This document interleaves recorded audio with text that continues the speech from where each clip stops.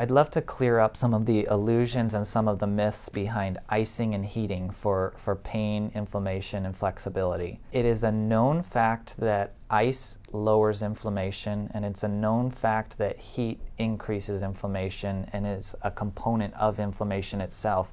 If you touch an inflamed part of the body, it's always warm.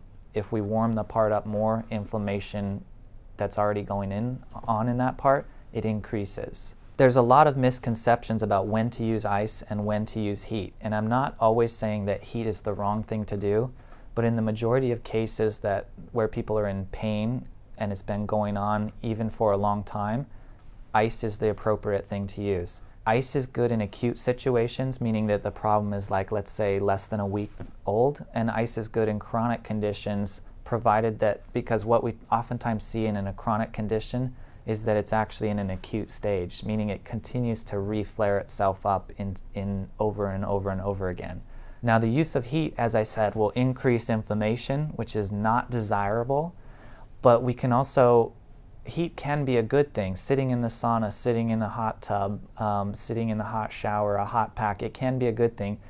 The only time when I really recommend that anyone would use heat is after they are completely out of the acute phase.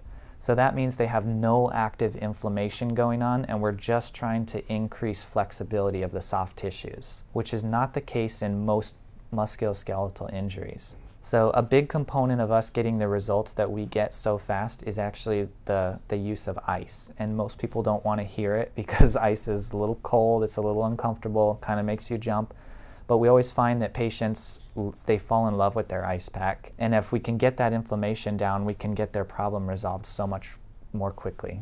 When ice is appropriate, we typically recommend that people do it early and often. So maybe do it when it's not hurting that bad. And I always recommend 30 minutes on and 30 minutes off, just for ease of remembering things. The ice packs that we hand out are typically not cold anymore after 30 minutes, so they need to go back in the freezer, and then they're typically ready to go again 30 minutes down the road.